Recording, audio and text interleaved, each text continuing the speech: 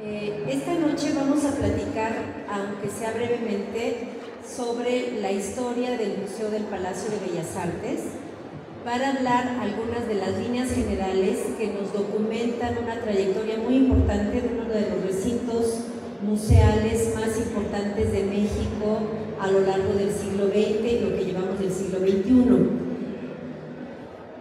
El Museo del Palacio de Bellas Artes, sin duda, es el museo más importante para las artes plásticas en México por su trayectoria de 80 años. Es el primer museo fundado en 1934, cuando no existía ningún otro museo dedicado a las artes plásticas. Como ustedes recuerdan, seguramente conocen el Museo Nacional de Antropología. Su antepasado es el Museo Nacional, fundado en 1825. A partir de 1825, México se hizo independiente como país en 1821. A los 4 años ya tiene su primer museo para la arqueología, la antropología, la historia, pero no para las artes plásticas. En ese museo, si había obra de arte, no era por ser obra de arte, sino era por ser pintura que representaba a un personaje histórico, por ejemplo. Y fue hasta un siglo después y algunos años más que se fundó aquí en este espacio el primer museo dedicado a las artes plásticas. El museo de 1825, que estaba en Moneda 13, aquí atrás en el centro histórico, a un costado del Palacio Nacional, ese museo ya había tenido un siglo de historia, ya se había dividido en 1909, preparando las fiestas del centenario de la Independencia de México. El Porfiriato había dividido el museo ya en dos, uno para las artes, para la historia, la arqueología, la antropología, y otro para las ciencias naturales. Y a pesar de eso, todavía el Porfiriato había puesto la primera piedra y empezado a edificar el Museo del Palacio de Bellas Artes, pero no lo había concluido. La posrevolución, que tuvo muchos problemas económicos para poder crear las instituciones culturales que estaba requiriendo el país, decidió finalmente en 1932 dar la última etapa para poder garantizar la conclusión del edificio a partir de un personaje que fue fundamental. Alberto J. Pani, secretario de Hacienda, un hombre del régimen, un político con preocupaciones culturales, nunca tuvo un puesto en la Secretaría de Educación Pública o en alguna oficina de cultura, y sin embargo es un gestor cultural importantísimo, coleccionista privado de arte, y había elaborado diferentes proyectos para crear museos. Uno de ellos fue este museo. Él se autonombró y gestionó con el presidente que le dieran el puesto de coordinador general de las obras de conclusión del Palacio de Bellas Artes. Esto lo obtuvo gracias a que él era uno de los hombres del régimen, era uno de los políticos más importantes de la posrevolución, aliado de Alberto J. Pani, que lo nombró secretario de Hacienda, y también de Plutarco Elías Calles. Al ser un hombre del régimen, contaba con todo el poder político y económico para poder terminar una obra como este palacio, de la magnitud y con los costos que eran requeridos. Entre 1932 y 1934 fue que concluyó las obras del palacio, aunque el hecho de que gastara tanto dinero en los diferentes mármoles, las maderas finas, los candiles que mandó traer de Europa, la misma cortina con diseño del doctor Adler que tiene el Auditorio General aquí abajo, hicieron que los costos fueran muy altos. Le costó invertir en eso un capital político muy importante, y poquito antes de inaugurar el palacio fue despedido como secretario de Hacienda y nunca más volvió a ocupar ningún puesto de poder. La inauguración fue apoteósica, toda la clase política y la inteligencia nacional estaba el 29 de noviembre de 1934 aquí afuera del Palacio de Bellas Artes. Inauguración todo el día, en la mañana con presidente, con diputados, senadores, etc. Era un momento políticamente importante. La posrevolución, que ya había fundado la Secretaría de Educación Pública en 1921, estaba ya decidiendo impulsar las artes plásticas, no solo la historia, la arqueología o la antropología. Inmediatamente el Palacio de Bellas Artes se convirtió en un ícono para el escenario de la Ciudad de México, junto con el Monumento a la Revolución, que está representado en la imagen, que también fue un edificio que construyó Alberto J. Pani. Se convirtió inmediatamente en los símbolos de la modernidad de México alcanzada gracias a la posrevolución, junto con algunos otros edificios emblemáticos como el Castillo de Chapultepec, por ejemplo, o el Palacio Nacional o la Catedral Metropolitana. El edificio del Palacio de Bellas Artes y con él su museo se convierten en emblemáticos. ¿Qué se inauguró en 1934? Dos museos. El Museo de Artes Plásticas y el Museo de Arte Popular, que se mantuvo desde 1934 hasta 46. A partir de ese momento, en 47, que se hace una reestructuración general de este edificio, el Museo de Arte Popular se convierte solo en una sala dedicada a las artesanías y desaparece poco después, de tal manera que ese museo salió del palacio y no creo que vuelva a regresar. El siguiente gobierno, después del gobierno que inaugura, hay una regla no escrita en el sistema político mexicano. Todo gobierno sucesor quiere desligarse del anterior y una manera es negar, borrar, casi desaparecer todas las instituciones culturales que el anterior haya fundado. Eso ocurrió también con el Palacio de Bellas Artes. Después de 34, cuando hay un cambio de régimen, el museo se convierte, sobre todo durante el gobierno de Lázaro Cárdenas, de 34 a 40, se convierte en un espacio para el asambleísmo. Ya no hay tantos conciertos, ya no hay tantos productos culturales en oferta, sino se convierte el auditorio. El Teatro Nacional se convierte en un espacio para las asambleas de los sindicatos de la CTM en esta fotografía, o de panaderos, o de lo que sea. Porque hay una negación del gobierno de Cárdenas a la alta cultura, lo que consideraban la alta cultura. Las artes plásticas, el ballet, el teatro, la música, la ópera, etc. Desde 34 hasta 64 tenemos 3 museos importantes en este palacio. El Museo de Artes Plásticas, que es el museo fundador, el Museo Nacional de Artes Plásticas, que es una refundación en 1947, y el Museo Nacional de Arte Moderno en 1958. Son los 3 museos que ocurren sucesivamente. Miguel Alemán fue un personaje muy importante para el arte y la cultura en este país, fue un constructor nato. De hecho, cuando estaba haciendo su campaña presidencial, él anunció la creación de un Museo Nacional de Artes Plásticas y anunció que en el bosque de Chapultepec iba a destinar un espacio para generar un nuevo museo dedicado a las artes plásticas, porque este espacio, el recinto de acá, era muy complicado para el museo, porque también había teatro, había ballet, había ópera, etc. Esto no lo cumplió porque llegó otro proyecto que ya heredó del gobierno anterior y que decidió darle todo el apoyo, el poder y el presupuesto, que fue la construcción de Ciudad Universitaria. La inauguración oficial de 1952 de Ciudad Universitaria ocurrió como sucede siempre. Dieron una ceremonia oficial de inauguración, pero todavía no estaba Ciudad Universitaria lista para que empezaran las clases. Eso ocurrió hasta el siguiente gobierno. Sin embargo, lo que ocurrió para las artes plásticas fue que no se construyó el museo tan anunciado y tan necesitado, que se había pedido desde muchas décadas atrás y que no ha podido concluirse. En este país, no en todos los países y sobre todo en los latinoamericanos, no ocurre que en las inauguraciones de museos esté toda la clase política del régimen. En este país sí.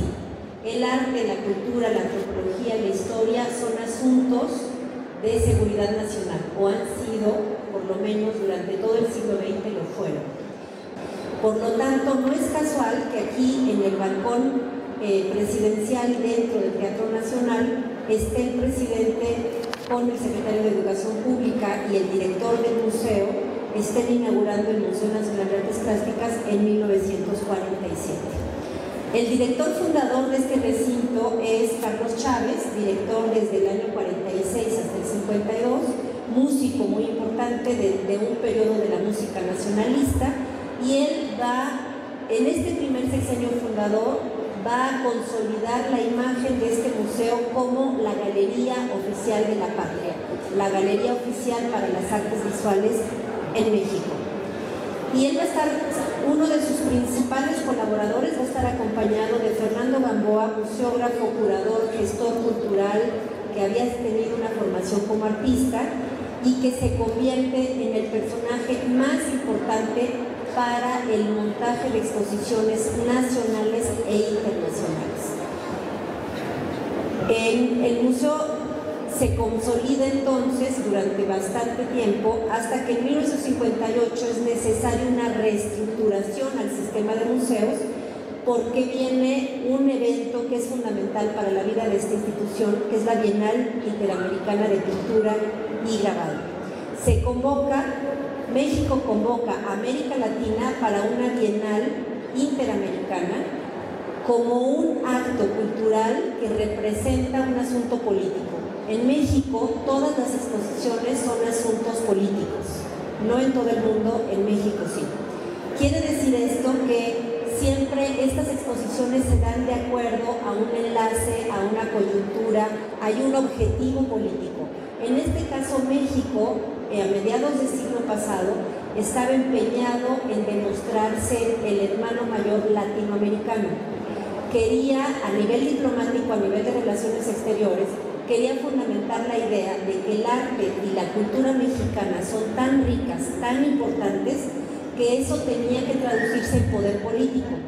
Y el intermediario natural entre los Estados Unidos y los países latinoamericanos debía ser México. Y ese liderazgo político tenía que ser representado también en las artes. Por lo tanto, México convoca a toda América Latina a que envíen a este museo, al Palacio de Bellas Artes, que envíen una exposición con lo más importante del arte que se estaba produciendo en todos los países latinoamericanos. Y esa es, en 1958, esta primera bienal. Por lo tanto, se remodela todo el palacio, se reestructura el museo, se refunda por tercera ocasión y se convierte en Museo Nacional de Arte Moderno. Otro momento importante en la vida de este museo, que como se están empezando a dar cuenta está ligada a la vida política del país y a las directrices más importantes del Estado mexicano, fue un momento fundamental de consolidación del régimen. Se hablaba en los años 60 del milagro mexicano. México había entrado a la modernidad a través del petróleo, a través de los productos naturales que estaba comercializando con todo el mundo, y eso empezó a notarse en el sistema de museos. El presidente Adolfo López Mateos decidió en 1958, cuando entró al poder, que iba a reformular todo el sistema de museos en este país. De 20 y tantos museos que había cuando él salió, había 60 y tantos, y en el INBA, que ya existía desde 1946, solo seguía habiendo un solo museo, que era este. Así que decidió crear varios: el Museo de Arte Moderno, el Museo Virreinal de San Diego, que ya no existe, el Museo Nacional de San Carlos, que está en la colonia Tabacalera, aquí muy cerca, y el Museo Nacional de Arte a unas cuadras. Adolfo López Mateos entonces convocó a un grupo de intelectuales a crear un programa general de museos, donde se hizo un dictamen de todas las debilidades y las fortalezas del sistema de museos en México, y por lo tanto una propuesta de cómo reformular el sistema. También es un periodo de triunfalismo. Está el periodo conocido como desarrollismo, donde México exitosamente se pensaba que había llegado a la modernidad. Es así que el arquitecto del régimen, Pedro Ramírez Vázquez, construye varios museos, aparte del museo emblema de todo el sexenio que él fue el Museo de Antropología en el bosque de Chapultepec, que también ahora está cumpliendo 50 años. También se hizo que lo conocen seguramente, el Museo de Arte Moderno, la Pinacoteca Virreinal aquí en el Extemplo de San Diego, que ahora ya es otro recinto, el Museo de San Carlos y el Palacio de Bellas Artes. Entonces empezó a perder sus acervos. Todo el patrimonio que había heredado desde el siglo XIX, que se había ido reuniendo y que se entregó en 1934 al Museo del Palacio de Bellas Artes, empezó a irse. Al Museo de Arte Moderno se fue todo lo que era Escuela Mexicana de Pintura, todo lo que se había hecho en arte del siglo XX, se fue para allá. Para el Museo de San Carlos se fue toda la colección de arte europeo, arte clásico, renacentista, todo lo que era de manufactura europea y antiguo se fue al Museo de San Carlos. Para la Pinacoteca Virreinal, del otro lado de la Alameda, se fue todo lo que era el arte del periodo virreinal del siglo XVI al siglo XVIII. Y el Museo del Palacio siguió siendo sala de exposiciones con acervo, pero la última ocasión en que perdió acervo fue con el presidente López Portillo en 1982, cuando se funda el Museo Nacional de Arte, que se lleva todo el acervo de arte del siglo XIX mexicano al museo que está aquí a unas cuantas cuadras. Con este último museo concluye la función propiamente de museo del Palacio de Bellas Artes y se convierte en una galería de exposiciones sin acervo propio, salvo los murales que ustedes están viendo, que sí son parte del acervo de este espacio, pero que ya no tiene ni dibujo, ni grabado, ni escultura, ni pintura, salvo algunas piezas que están directamente relacionadas con los murales. La última etapa, desde 1982 hasta la fecha, hasta 2014, mantiene la tradición este espacio de ser un recinto oficial para el arte plástico mexicano e internacional. Hace algunos años, también es un aniversario, ya se dieron cuenta, es un año de aniversarios, el Museo de Antropología está cumpliendo 50 años, el Museo de Arte Moderno 50 años, el Museo de Arquitectura 30 años, etc. Se hizo acá arriba en el último piso, en 1984, el Museo Nacional de Arquitectura, y en 94, también como parte de un aniversario, se usó la última remodelación total que ha tenido el Palacio de Bellas Artes para que los museos tengan la mejor disposición posible. Esa remodelación la hicieron dos arquitectos renombrados y les comentaba, la colección permanente siguen siendo solo los murales. Es una galería de exposiciones donde se realizan las más importantes, las emblemáticas, las exposiciones consagratorias del arte nacional e internacional. En este espacio se da cabida a artistas de mediana trayectoria o de amplia trayectoria, se hacen revisiones de artistas del pasado, también se consagran artistas que están ya en un buen momento de su carrera, pero sin duda no es una galería para el arte joven, para los creadores que están empezando su trayectoria. Este es un recinto para artistas consagrados.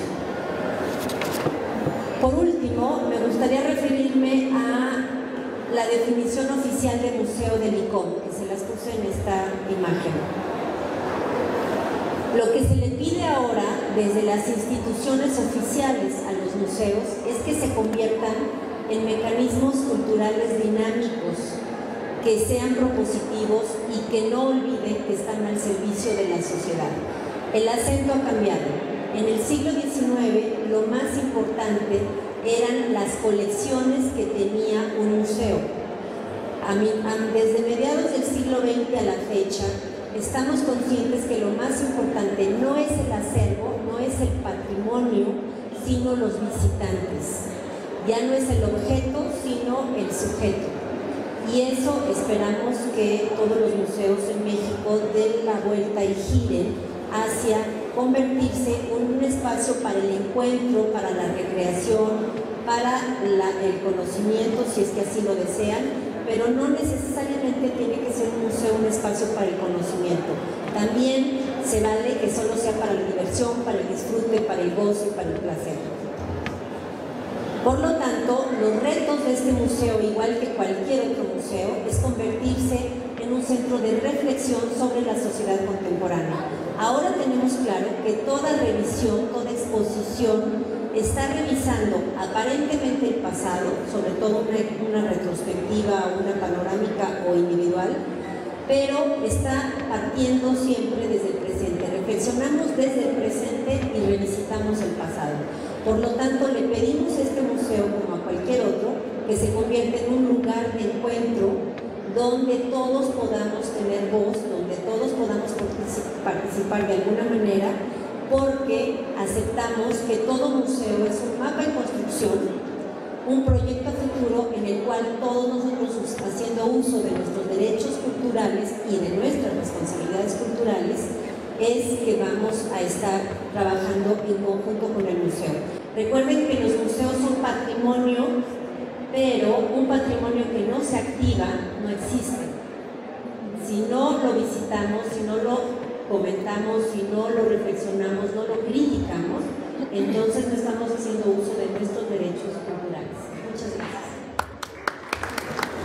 Gracias, buenas noches por estar aquí. Bueno, yo les voy a reseñar brevemente unas notas para la historia del Museo del Palacio de Bellas Artes, pero a través de sus exposiciones históricas. Entonces, bueno, en un lugar tan emblemático como lo es el Palacio de Bellas Artes, las exposiciones aquí presentadas han dejado huella en la historia del arte nacional. Además de ser sede del museo, que lleva el mismo nombre, es importante mencionar el papel simbólico y consagratorio que ha tenido el inmueble y que va paralelo a la conformación de su colección, es decir, los 17 murales que estamos aquí, que nos rodean. Se ha vuelto una necesidad emergente en la historiografía del arte mexicano el análisis y entendimiento del pasado que nos sirve para comprender los procesos de la práctica curatorial y museográfica de las artes visuales en México, y que además, como lo mencionó la doctora Garduño, un año es clave de su institucionalización. La palabra genealogía, aquí vamos a ver que tiene un significado muy particular. Más o menos de forma reciente se ha empezado a ocupar el estudio de exposiciones históricas nacionales e internacionales, donde la resonancia de estas muestras nos permite también como entender el papel del intercambio cultural de México con otras instancias, y así también cómo los regímenes han manejado el imaginario artístico del país, motivado sobre todo por el nacionalismo de la posrevolución. La organización de distintas muestras en este lugar dio inicio a un canon que podemos llamar ya curatorial, reinterpretativo del arte mexicano. Entonces, bueno, eso es muy importante ver cómo ha sido la evolución de estas exposiciones desde los años 30 hasta la actualidad. El análisis de las exposiciones presentadas aquí en el Palacio de Bellas Artes nos permite acercar a la formación de un público, su activación y la determinación de un gusto en el circuito del arte. La exposición como tal tiene un lenguaje que también involucra los medios de comunicación desde los años 30, la crítica de arte que sobre todo aparece en los periódicos, y también es necesario conocer a los agentes culturales, los organizadores de todas estas exposiciones, y la recepción nuevamente con el público que las visitaba en aquel entonces. No me voy a ocupar en este espacio de exposiciones o homenajes mucho más recientes para citar también un fenómeno mediático como lo fue Frida Kahlo o también Gabriel Orozco, sino lo que yo quiero destacar en esta intervención es este origen de las exposiciones más emblemáticas del Palacio de Bellas Artes, al mismo tiempo de revisar este interés institucional y celebratorio que finalmente ha marcado la historia de este lugar. Pero, ¿de dónde viene este interés y encumbramiento de exposiciones homenaje? Que imagino que todos los aquí presentes hemos visto algún tipo de esta exposición, retrospectiva nacional también, o también en su defecto cómo se da el reconocimiento de un pintor. Si llega al Palacio de Bellas Artes, ipso facto ya es reconocido. El Instituto Nacional de Bellas Artes, fundado en 1946, se percató de la necesidad de establecer un lugar, como ya lo dijo Ana, que debía estructurar la actividad museística, resguardar acervos, pero también organizar exposiciones. Y es cuando se crea el Museo Nacional de Artes Plásticas de 1947, aunque hay varios antecedentes desde 1934. Pero con la apertura del Palacio en septiembre del 34, el régimen posrevolucionario deseó evidenciar más que nunca su compromiso con el arte moderno mexicano y comisionó a Diego Rivera y José Clemente Orozco, quienes acababan de llegar de Estados Unidos y ya en aquel entonces eran artistas consagrados internacionalmente, para que pintaran ex profeso dos murales, que los podemos ver de un extremo y el que está aquí, en el inmueble con un tema libre. Mientras Diego Rivera decide retomar el mural destruido del Rockefeller Center, Orozco decide hacer otra relectura. Las dos pinturas frente a frente, así como lo ven en la imagen, los dos pintores estaban realizando los murales al mismo tiempo y también este año cumplen sus 80 años. Fueron concebidos como parte de esta apropiación simbólica del edificio que además fue llevada por los regímenes posrevolucionarios. La realización de estos dos murales en particular representó un regreso triunfal, pero también una oportunidad, que esa también ha sido como una de las características de la pintura mural, de dirigirse a un público mucho más amplio. El Palacio fue adhiriendo los murales hasta 1963, con el de González Camarena, que tengo a mis espaldas, lo que nos habla de la consagración del muralismo como patrimonio valorado por todas sus aportaciones al modernismo internacional, lo que fue paralelo al discurso expositivo, como les estaré platicando ahorita. El Museo Nacional de Artes Plásticas, aquí de nuevo aparece Miguel Alemán, fundado en finales de los años 40, haría de las exposiciones temporales un particular sello que continúa al día de hoy. En el discurso inaugural de la apertura de este museo, Carlos Chávez, el primer director del INBA, habló de la búsqueda constante de legitimación, donde está el interés del régimen alemanista por la alta cultura. Por ejemplo, cito: quiere el Ejecutivo dar una base sólida a la institución. Un museo se crea por decreto presidencial, lo que significa, en términos prácticos, estabilidad y respeto a la vida que organiza. Fin de la cita. Los términos de institucionalidad, posrevolucionaria, tal como dijo Ana, se habían convertido en una condición en la manera de concebir las artes visuales y su profesionalización en el México de aquel entonces. La estructura del museo, ya lo comentamos hace rato, fue llevada a cabo por Fernando Gamboa. Se trataba de concentrar la riqueza pictórica y escultórica de México, además de establecer diálogos con obras maestras universales, pero sobre todo también se trataba de hacer publicaciones que fomentaran el interés general del público hacia las artes plásticas y que se presentarían tan ampliamente como se pudiera los valores, y ellos mismos lo dicen, consagrados: Velasco, Posada y sus precursores importantes. Así eran las salas antes. El museo abrió sus puertas con una muestra panorámica de arte mexicano que abarcó las salas actuales como las conocemos el día de hoy como el vestíbulo. Estos espacios fueron transformados gracias al trabajo del arquitecto Enrique Yáñez, mientras que la estructura museológica fue realizada por Gamboa y Julio Prieto, y lo concibieron de la siguiente manera: escultura prehispánica, pintura virreinal, arte popular y arte contemporáneo de aquel entonces.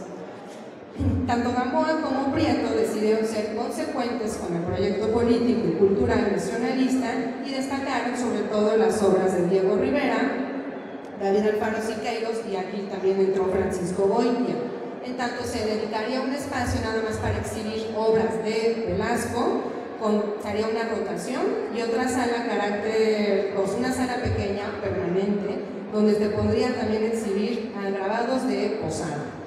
En la llamada Sala Nacional, tal como ahorita se conforma, la muestra inaugural fue 45 autorretratos de pintores mexicanos, donde el guión curatorial o el statement curatorial decía que se daban cabida a todas las corrientes que integraran la tradición de la pintura mexicana, desde la llamada época de oro hasta el conjunto de las tendencias actuales.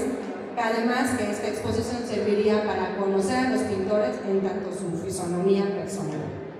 Entonces, bueno, este museo del 47 se se siguió una narrativa oficial, cronológica, temática y a veces por autor, recreando una sintaxis de los eventos que formaron la nación mexicana, que los ciudadanos y su gobierno decidían mostrar como patrimonio artístico. Pero también era muy importante mencionar que dentro de estas primeras aportaciones de los museos de los años 40, fue un intento por adecuar los procesos relativos a los acervos y los montajes de exposiciones. Era un primer esfuerzo por profesionalizar y regular la actividad de los museos. Aquí con la creación del INBA sí se puede llegar a esto. Y Chávez lo decía, el plan del presidente pide en Bellas Artes lo que pide en todas partes: orden, estudio, organización y actividad. Gamboa decía que las muestras eran instaladas con el mayor cuidado y la más moderna técnica museográfica, además de poner empeño en imprimir catálogos ilustrados y con una alta calidad tipográfica. Tomando el Museo del Palacio de Bellas Artes como centro de este binomio museo-exposiciones, se empezó a ejercer la operación simbólica de consagrar a pintores o artistas que se sentaban en los cánones representativos de la cultura nacional. De acuerdo con las políticas culturales del momento, la revelación de los valores del pasado eran Bustos, Hermenegildo Bustos, José Guadalupe Posada, Manilla o Icaza, el pintor de la charrería. Mientras que los grandes valores artísticos eran Orozco, Rivera, Siqueiros, Tamayo. Los valores inmediatos, como ellos lo decían, eran artistas como Juan O'Gorman, Carlos Orozco Romero, Alfredo Salce, y los nuevos valores eran Nishizawa y Castro Pacheco. De esta forma, el Estado hace un reconocimiento en vida, que también puede ser póstumo, a la trayectoria del artista, porque al validar su producción, tiene todo para formar parte de la historia artística nacional. Pero les voy a pasar rápidamente unos ejemplos de estas exposiciones que ya podemos considerar históricas y que ahora son objeto de estudio. La muestra retrospectiva de José Guadalupe Posada fue en 1943 y después se itineró al Art Institute de Chicago en el 44. Tuvo como hilo conductor revalorar a este artista como padre del arte moderno mexicano, y esto es muy, muy importante. Se exhibieron hojas volantes, clichés, cancioneros, portadas de libros y otros objetos que demostraban que Posada era un artista popular, devoto de las prácticas tradicionales y comprometido con la época.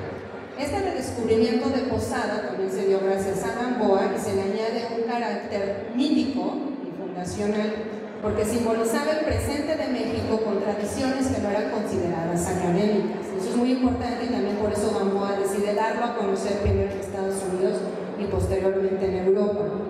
En la construcción de la figura de Posada, visto como un humilde y popular artista, se legitimó su presunto compromiso con el pueblo y sus técnicas artísticas, que en este caso era el grabado. Otra exposición también emblemática fue el homenaje a Orozco en el 47. Fue un homenaje en vida cuando conmemoró el pintor 40 años de labor artística. Esta muestra fue coordinada por Carlos Pellicer y Salvador Toscano y cerraba un ciclo de exposiciones dedicadas a Velasco, al doctorado, a Joaquín Clausel. Y bueno, y también esta exposición, gracias a Orozco, se le solicitó ayuda al historiador Justino Fernández y se reunieron alrededor de 600 piezas que estuvieron distribuidas a todo el inmueble. Y bueno, Pellicer la calificó como una gigantesca biografía plástica. Esta muestra además ya consolidaba a Orozco como un pintor de la oficialidad. También había recibido el Premio Nacional de las Artes en manos del presidente Ávila Camacho y además estaba a punto de pintar los murales de la Escuela Normal. Y bueno, Justino Fernández decía que por fin con esta exposición Orozco tomaba el lugar que le correspondía en la historia del arte nacional. Y si Orozco tuvo su exposición, Rivera no se podía quedar atrás. El INBA y la CEP organizaron a Diego Rivera una exposición en 1949, donde su obra pictórica fue puesta en diálogo con ciertos elementos identitarios. Los argumentos de Gamboa se basaban en el nacionalismo imperante, que era lo más que necesario para explicar la pintura de Rivera. Otra de las estrategias discursivas, que aquí la película nos sirve como una fuente iconográfica muy importante, es el uso de esculturas prehispánicas, como lo pueden ver ahí, que en este caso es la Coatlicue. Se colocó en la mitad de una sala al lado de una obra de Caballete con reproducciones a gran escala de los murales de Rivera. Si bien estaban aquí ya los murales de Rivera, sobre todo el hombre en encrucijada, bueno, se trataba de contextualizar y hacer un gran montaje escenográfico, un mise en scène, para que también la gente pudiera entender como estas raíces. Bueno, se da esta coherencia, esta consagración nacional y contribuyó a justificar la política cultural del Estado alemanista. Los dispositivos museográficos y curatoriales, entonces aquí especialmente, hay una unión simbólica entre el pasado y el presente y conviven de forma natural en el mismo espacio sin reconocer algún tipo de quiebre o disidencia o cuestionamiento alguno. Gamboa lo que hizo a través de esta exposición de Diego Rivera en particular fue reconocer la esencia que caracteriza a la cultura mexicana desde la antigüedad indígena hasta la obra de Rivera, que era considerada de nuestros días, ¿no? Entonces ahí lo podemos ver. Bueno, Dolores del Río también protagonizando en este montaje de Rivera dentro de la película. Bueno, la administración alemanista y las que siguieron instrumentaron diversos medios culturales y artísticos a través de museos, muestras y conformación de colecciones. Como ya lo dijo Ana, esta imagen de México se da como un país desarrollado, civilizado, en una etapa de posguerra. Gamboa, además promotor cultural, museógrafo, siempre estuvo vinculado a la cúpula oficial desde los años 30 y además se consolidó como uno de los organizadores más importantes de exposiciones en el extranjero. Pero vamos a ver que las exposiciones que Gamboa organizaba tienen este punto de vista homogeneizador.